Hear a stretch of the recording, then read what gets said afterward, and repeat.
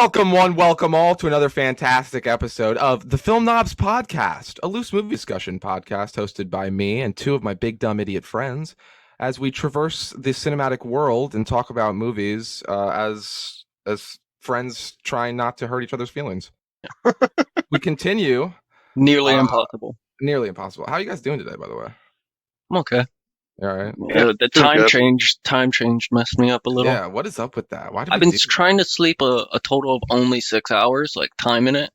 It's great, dude. Like I wake up feeling energized. Like 6 hours, perfect.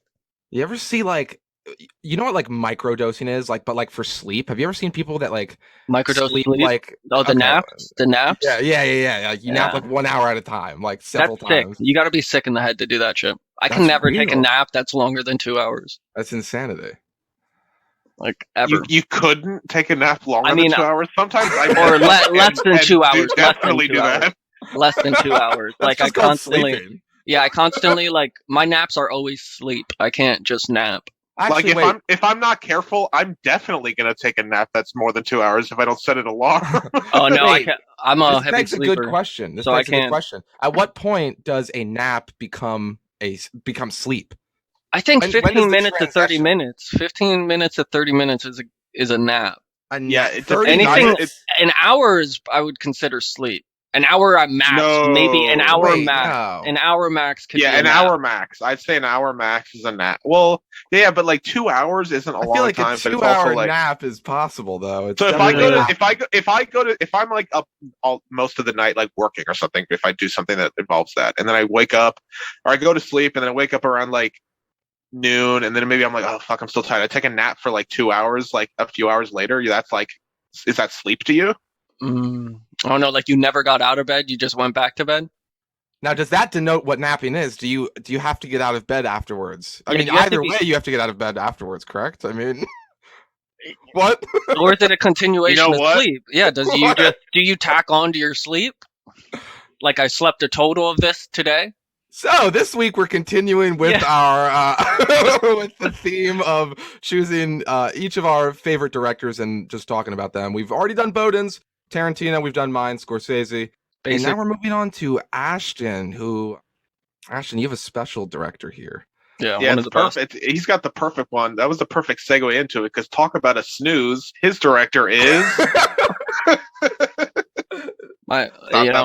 If we're adding up Oscars, Golden Globes, my boy beat you by like a landslide, so it's all cool. Really? Yeah, I'm pretty sure I have. I didn't see that many. I'm pretty sure Tim Burton has 8 Golden Globes, which is closer than all the. He has 8 Oscars that he's won, 46 nominations. I'm pretty sure that is close to how many movies Quentin Tarantino has made. Oh my god! And how many does that boy have? Ugh.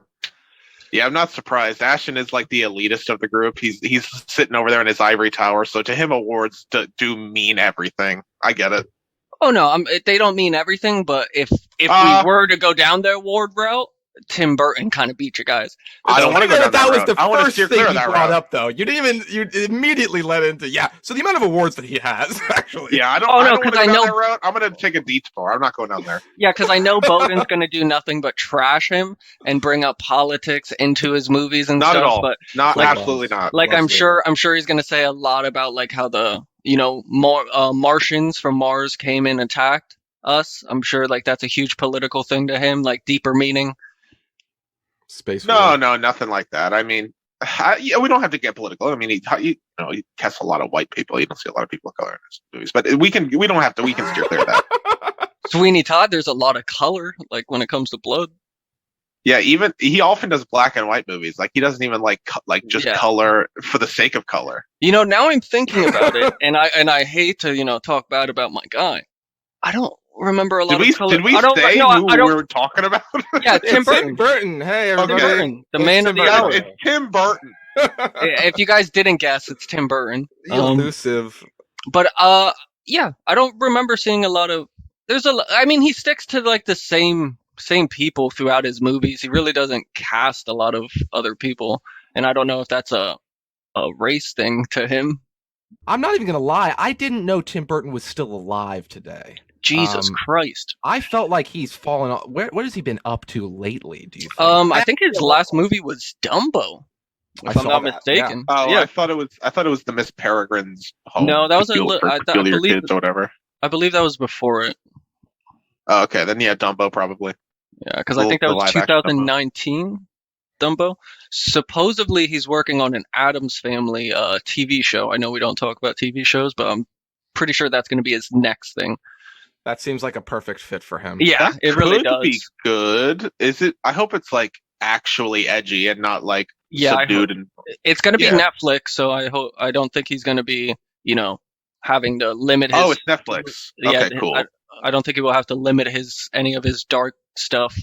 It's gonna if it's like Netflix, it's probably gonna be pretty dope. Like as long the FCC getting involved, that'd be really. But even cable nowadays, even cable shows are ridiculous. Like compared to like in the 80s or 70s, like when you're watching Taxi, like it's sure. Like Hannibal was on TV, right? Hannibal was on TV. Yeah, The Walking Dead is fucking crazy. Breaking Bad's wild. Breaking Bad, I forgot. Game of Thrones, or not Game of Thrones. But yeah, so I don't think, anything limits him. I think the only thing that really limited him in the beginning of his career was the whole Disney. And I know like that's what I read a lot, like that's what when he was working with Disney, they really didn't like how dark his stuff was. Now they canned his ass. Yeah, he got fired because they were like, how dare you? Because he took the money and made a dark film, and they were like, how dare you? I think he made two. It was Frankenweenie. That's Frankenweenie and Vincent. I'm pretty sure it was. I thought it was. No, they liked Vincent. I thought Nightmare Before Christmas is what got him fired because he worked on that and made it too dark, or no? It was two different films. I remember reading it was two different things though, two different projects, and they were both considered too like ghoulish and dark. Yeah, and they canned him because they didn't fit their like family type. Because Nightmare Before Christmas was like the late 90s. He was working at Disney in the mid 80s, and then he made Frankenweenie, and they're like, yeah, this weird movie where the kid runs over his dog. This is like real creepy, man. See ya. And then they just fired him. Hey, real quick, Ashton, what's up with him writing dead dogs into movies? Like, it's like so he said 2 or 3 movies. Yeah, he says he does a lot of like. I guess he was like when he was a kid, he was very antisocial, and that's why Vincent and Frankenweenie. Yeah, I believe Vincent is what he like relates to the most. I believe. Like as just being kind of like outshadowed as a kid, like he didn't know how to express it, like or talk to kids his age, so he would like always like he had just had a very vivid imagination. So I guess Frankenweenie, like with the dog and stuff, it was just a kind of sick. I guess it was a dream or something or imagination he had about a dog he had, like which is is like fucked up, like right? I just like you guys kind of attacked me violently. For Tarantino being in Defeat and Tim Burton's into Dead Dogs. What's going on here? I don't know. I almost the feel thing like is, bro, is that I'm That's pretty sure Quentin Tarantino's fucking the feet. I don't see Tim Burton fucking dogs. You said he was pretty antisocial. There is one movie where it is entirely about necrophilia, right? Corpse Bride. So, Ashton, why is it that you like Tim Burton? What makes him your favorite director, though? Because is it his style? He has a very distinct style. Well, being a impoverished child, I only had 3 VHSs, which were Pee-wee's Big Adventure, by Tim Burton, Beetlejuice, and Nightmare Before Christmas. So watching those on repeat all the time, it like for one, they were my only movies, and I just fell in love with them. I always loved I think I told you guys that like Nightmare Before Christmas, it had like, if you watched all the way to the end, it showed the Frankenweenie and Vincent shorts. Just going from there, that's where I just really loved Vincent Price and just the whole dark stuff. I don't know. It was, also like growing up, not really having that many friends, just kind of being by myself. It was like kind of could relate to it in a way. Super like this nostalgic stuff. Shit. Yeah. Any introvert and any goth, any emo, it's weird who went through that stage, they can relate to Tim Burton's style. Yeah, especially it's innate. Edward Scissorhands. Like that's like that was the movie. So Edward Scissorhands is what he relates to the most. because of how Is it Edward. because he Scissor has hands. blades on It's- his hands? No, because Yeah, is of it because just of the being scissor alone, hand? how he was, up in with his inventor or whatever. He was always just by himself, and he didn't know how to talk to people at all. Never had any social skills, so he relates to that the most. I don't know. That's speculation. I feel No, he he said that. relates more to the hand made of scissors, doesn't he? Isn't that the point? It's called Edward Scissorhands. Yes, yes, like a because he guy was with hands. he was scissor actually hands. a gardener at one time, and he loved. Oh, see, that's what I'm snip. saying. He wished he had scissor hands. That's what that movie's about. No, Yeah. he was It's pretty never a simple. gardener. But his art style is absolutely amazing. I went to an exhibit in Las Vegas of his. I saw he was hosting an exhibit at the Neon Museum in Las Vegas, to where they took it's basically a boneyard of all the old Las Vegas signs. He basically made that, and a lot of the signs are in the movie Mars Attacks. So it's really cool to, like, when I went there and then rewatched Mars Attacks, I was like, holy shit, I've seen all those like decrepit signs and shit. So it was pretty cool, like, seeing it as an art exhibit, because I went there and, like, I saw they had a little Martian of from Mars Attacks just, like, shooting. So it was pretty cool. And I guess he grew up in Burbank or whatever, but Yeah. or no, he was born in Burbank but spent a lot of time in Vegas, I guess. And yeah, I guess Vegas is really huge to him. Yeah, he does have like I've noticed every world that he makes, that he creates, is so like fucking enchanting and like nightmarish and like so creepy, but like beautiful in the same way. Like, and he's so good at, he uses like, I notice he uses like a lot of long limbed, lanky people too. He really likes skinny people, drawing that's like why his I love long, it. lanky fucks, you know? That's why I related to, like, Jack Skeleton as a kid. I was like, oh my god, he has no muscles. I was like, he's the shit. I was like, he's the shit. Yo, this guy looks like me, kind of. And like, he's pulling girls all day, or one girl, I guess. He's the Pumpkin King, dude. He's a dapper gentleman. Yeah, he is very dapper. Mm. Especially Edward's, like, I've always loved his art, like, just his set designs or whatever, fucking, like, the creative, like, thought of, like, just the whole, like, in Edward Scissorhands with the whole, mansion up top, and then you have Vincent Price, who's the inventor, and I believe that's, like, one of his last films that he was in, and he was able to do it with Tim Burton. So that was pretty cool. But yeah, I just loved this. And, like, I guess Edward Scissorhands, that town or whatever, the suburbia little town, that's supposed to be kind of Tim Burton's, like, where he kind of grew up. Now, just really quick. Now, he's a good stop motion director, you know, one of the best. Amazing. But has he created anything as critically acclaimed as Steve Box's 2005 hit classic Wallace and Gromit: The Curse of the Were-Rabbit? What? Yeah, I've never, like, I've heard of it, but I haven't watched Greatest it. stop action film ever created. I doubt that. It actually beat The Nightmare Before Christmas. Did it for really? Best animated film I would have been pissed. that year at the Oscars. It did. Wow. It did win. Well, I have Or nothing to say Corpse to Bride. that. It might have been Corpse Bride. It was one of the two. I don't know, but Corpse Bride is absolutely amazing, especially featuring Johnny Depp, and just because Tim Burton's my guy. My wife knows this now, that if Helena Bonham Carter ever came on to me, I'm You get leaving. the pass. I'm You get the leaving. pass? I'm leaving Vanessa. I'm going straight for her. Okay. I mean, I don't How old is blame she you. now? How old is she Like, now, though? It doesn't matter the age. Doesn't matter. I'm going with I her. mean, no it does matter a little what. bit. No, Like, it I does a love little her. bit, Like, right? she is my celebrity crush out of anything. You're telling out me of the any age woman. doesn't matter? You're telling me the age? 107. She's beautiful no matter what. She's beautiful no matter what. Okay, well.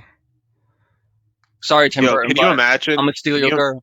It's fine. Even though can they're you- divorced, but Yeah, but I'm can gonna you take 'em. imagine, like, Helena Bonham Carter, like, coming up to you and hitting on you in, like, her Bellatrix outfit with, like, makeup and hair and everything? Yo. the Sweeney Todd outfit, the Mrs. Lovett. Oh, no. I mean, that would be great, too. Yeah, actually, yeah. But she's in a lot of his roles. He's in Big Fish.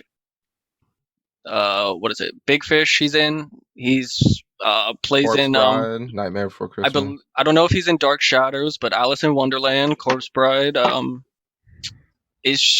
think she might be in Planet of the Apes. Beetlejuice. Isn't she in Beetlejuice? No. Oh. Yeah, I believe. No. It's like Chase hasn't even seen fucking Beetlejuice. Hey, Or fuck you, I have. Yeah, but have Give you me guys? nightmares. So did you guys watch any of his movies throughout this week? Yes. I rewatched Charlie and the Chocolate Factory, and I watched a few of his shorts as well too. I watched Vincent, which was pretty cool. It was only like 6 minutes though. I watched part of Corpse Bride. I saw Corpse Bride when I was younger. I like that movie a lot. It's so beautiful. The thing So is with creepy. all his, he's worked with a lot of the same people throughout a lot of his movies, and a lot of these movies he doesn't write. Like, there's not a lot of movies that he writes and or directs and produces all the same. I think Frankenweenie might be the first that he did all of it. A lot of, like, even for Nightmare Before Christmas, he only produced it. Like, Yeah, dude, I was looking at some of his movies, his whole filmography, and I was noticing that he like was recreating a lot of these movies.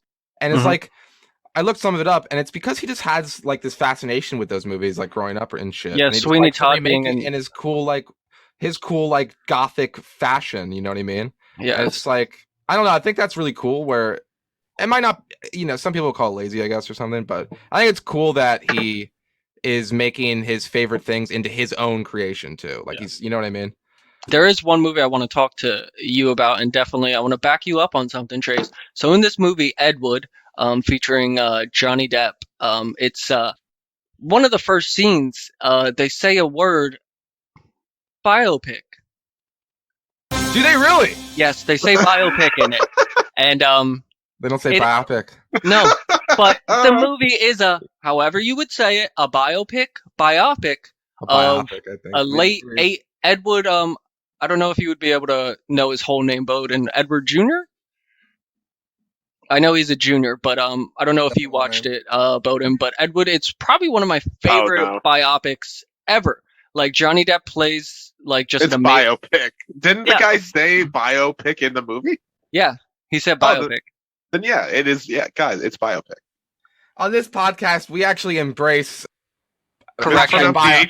Hashtag biopic as well. You can use both. But basically, this features a young Johnny Depp, and he what is it? It's considered the worst director of all time, and like one of the I don't know if you know who Bela Lugosi is, but he's the guy who played the original Dracula, I believe. Not a clue. Basically, the guy who portrayed him ended up winning Best Supporting Actor in the movie. But like this whole Ed Wood guy is so weird. Like, it's like he made a movie and he got this movie solely, he asked for it because he was a cross-dresser and he like related to the movie was about cross-dressing and like he related to it and he wanted to film it, and like going through this whole movie, like he writes the script and everything, gives it to his like then girlfriend, and like she's like reading it and realizing it's all about them, like how he likes to cross-dress and all this. So she comes out of the door and she's like shocked on what she just read, and there's Johnny Depp in a beautiful woman's sweater, wearing her sweater, and he's like, "What'd you think?" And she's like, "What is," like she flips out, goes, and it's played by Sarah Jessica Parker. And like, it was watching all these old movies of Tim Burton, I didn't know how prominent fucking Sarah Jessica Parker was in the 90s. Big name. That was her decade. Yeah, and she's like really, and look, what's funny in Mars Attacks, I believe, or no, it's Ed Wood, that have you ever heard the jokes that they call her a horse? They call her looking like a horse. Yeah, South Park says it all the time. Yeah, but we grew up in the 90s. Yeah, we know. Yeah. Ed Wood basically, like, she even, like, there's a part to where I guess there's a review on the play, and she's like, "Do I really look like a horse?" And like, I thought it was the funniest thing ever because like I guess she is part of the joke basically.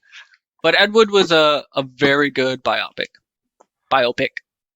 There you go. Oh shit! I almost got him. Listen, that was fun. That was fun and all for Ashton to talk about his, cute, this little movie that he likes or whatever. But can we talk about his like objectively best movie?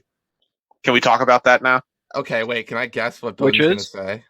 It's so fucking obvious. Like it's so clearly a cut above every other movie he's made, in my opinion. All right, what is it? It's fucking Beetlejuice. I mean, yeah, it's one of his best movies. Yeah, but that's the thing. Have you seen all his movies? Like, it's definitely one of his best. One of his best for sure. One No, of his I best. haven't seen literally all. I probably have seen half. There's You know what? Let me count because there's not a lot of his movies compared to Martin Scorsese. Like I would put him in the middle of him and like of Quentin and Scorsese because he has How dare you? Scorsese has like a crazy filmography where to get through it in a week is impossible. Oh, So absolutely. I've seen 9 of his movies in total, and it looks like he has 1, 2, 3, 4, 5, 6, 7, 8, around 20 or so Okay. movies that he's directed. Have you seen So Sweeney Todd? I tried watching Sweeney Todd, and then I very quickly realized it's not just a musical, but it's one of those musicals where it's like music 99% of the time, and they're talk singing. And it's like, oh man, like every scene, it's like the music didn't stop. There were some dialogue scenes, and maybe there's more as the week went on, but I didn't finish it because of that. Oh, But it wasn't I love the music. Like that's what kind of kept me in. And obviously, it was Helena. like yeah, it Helena was kept me in. enjoyable, and I like musicals when the musical interludes are like spread out and there's more talking than singing. Then I can enjoy a musical. But Well, let's just say yeah. this is a play from like the late 1970s, 80s, or whatever that has Yeah. done very well. So I believe you're the oddball out here on thinking it's anything Ashton, other I'm gonna than good. stop you right there. I don't really care for musicals that much. Oh no, I know you guys don't because you guys are not intelligent.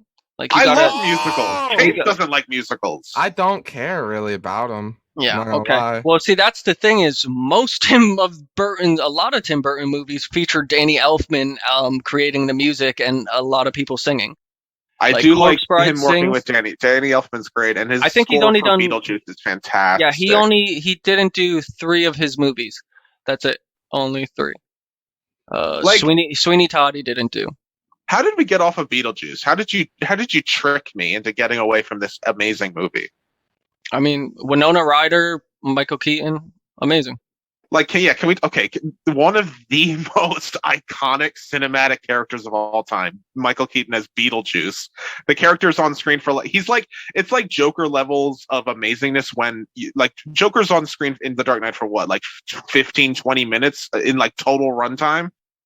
It's the same for Beetlejuice. He's in there for like small scenes, and then in the end, and it's just he's fucking amazing every second. And Tim Burton created the fucking objective goth queen of all cinema, Lydia my fucking God. Dietz, Winona Ryder. Like she is the goth queen. I mean, I don't care what I anyone don't says. think she created her because there was multiple goth queens before her, featuring Vampira, and then Oh no! other She's not the lady. first. She's not the first one. She's the best one. She is the goth queen of cinema. objectively. But I'm Winona I'm Ryder sorry. and Helena, if they both come up to me, I'm leaving my wife. Sorry. No, I don't blame you. That's fine. There are other great ones, but like in my opinion, when you deliver this line and deliver it so well, it's like they're asking her why she can see them when she's alive, and she's like, "Yeah, I was reading the textbook. It said that the living ignore the strange and unusual. I myself am strange and unusual." That fucking line is legendary, dude. And her delivery of that line it just clinches it. She's like amazing. She's perfect.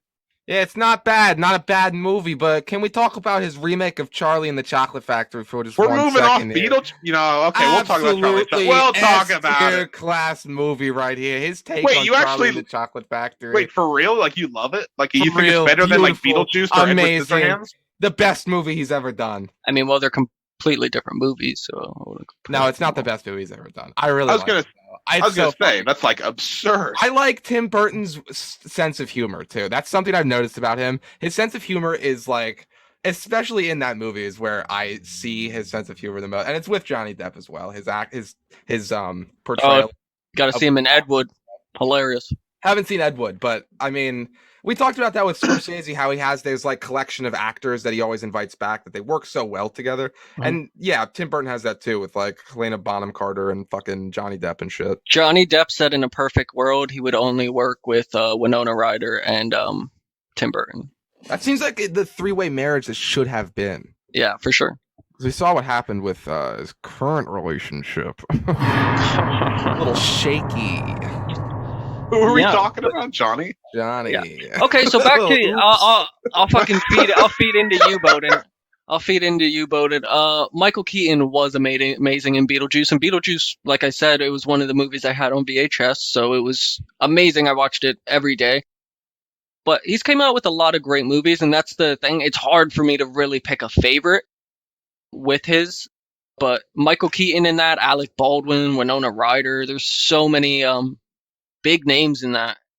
What is it? Fucking. I don't blame you. I want to trigger you right here. Objectively, one of the best superhero movies was from my boy Tim Burton, and also features your one of your I guess favorite roles of Michael Keaton, Batman and Batman Returns. Now, Bowden, Ashton did say the special trigger words superhero, and I'm not going to go into the minigame right now, but can you explain which Batman movie is the best because of your vast knowledge of Batman films?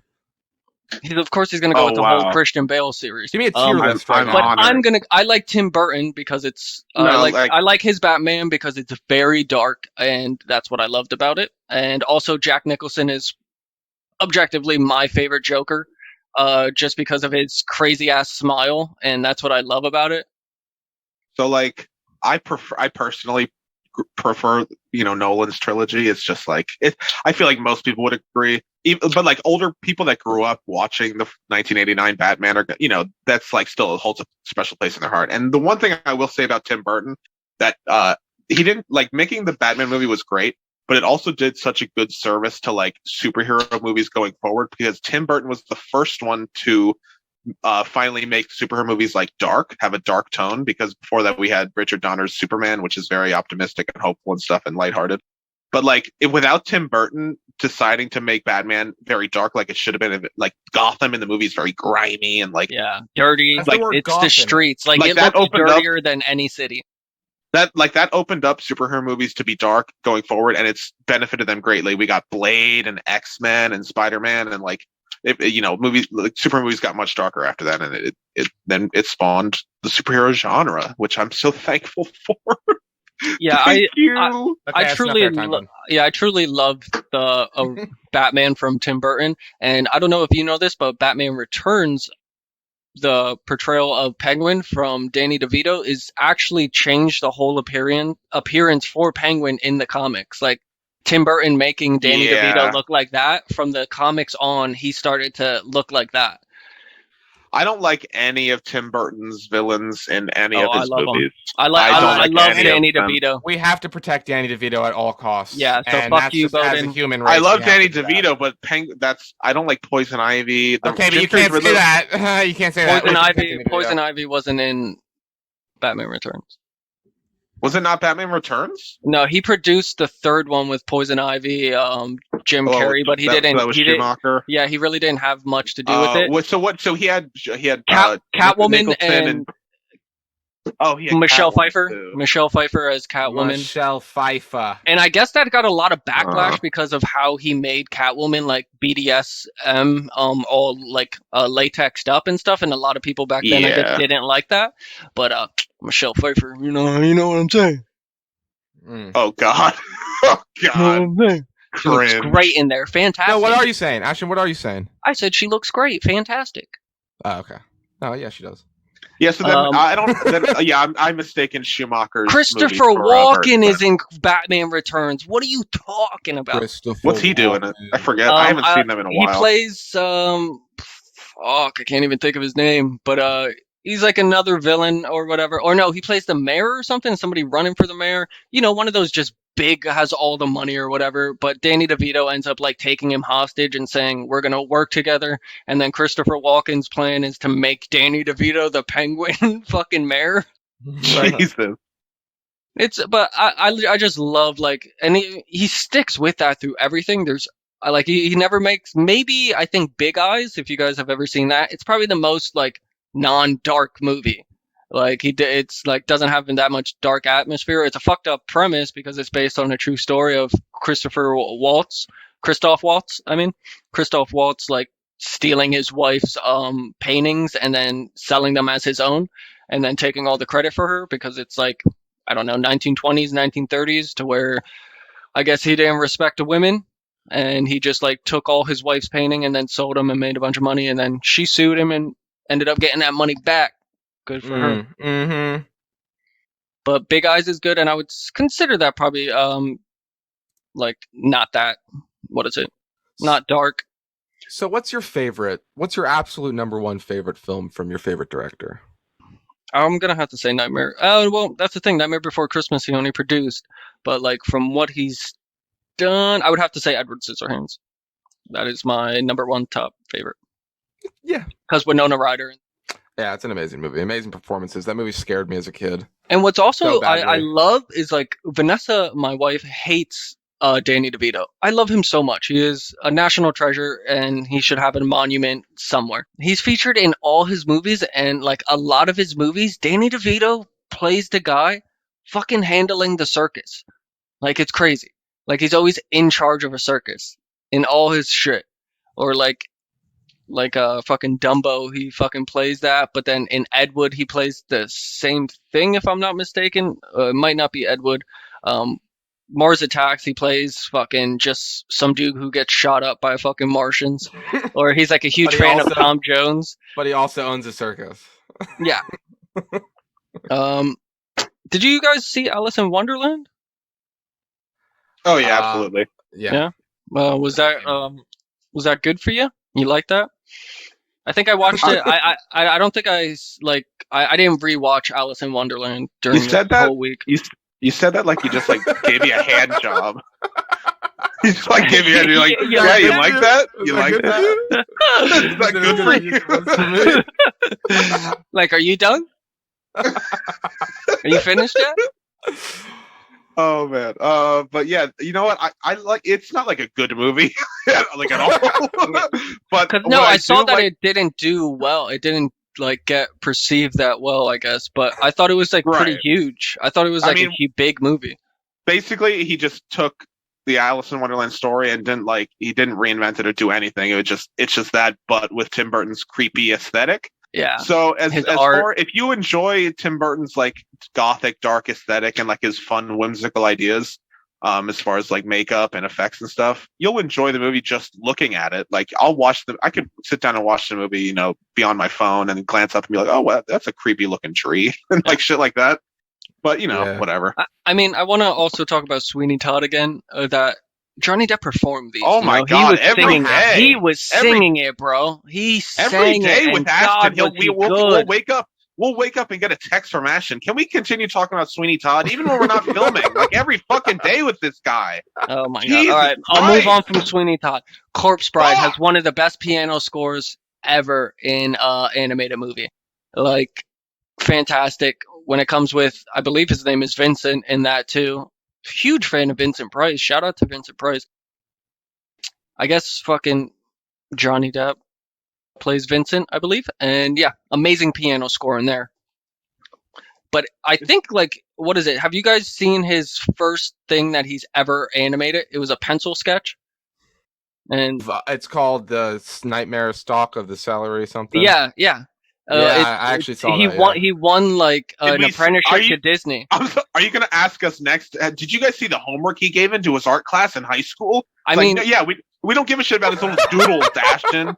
His little napkin doodles and shit. I mean, that's a book. That's a book. He did make a book about all the doodles he wrote on a napkin at bars. Yeah, he has a book out that of all the like illustrations he made while he was drinking at a bar on napkins. He saved all of them. So good for you on bringing that up, Bowden. Wow, Bowden, shaming. So how about we talk about my director and you could go lick some feet.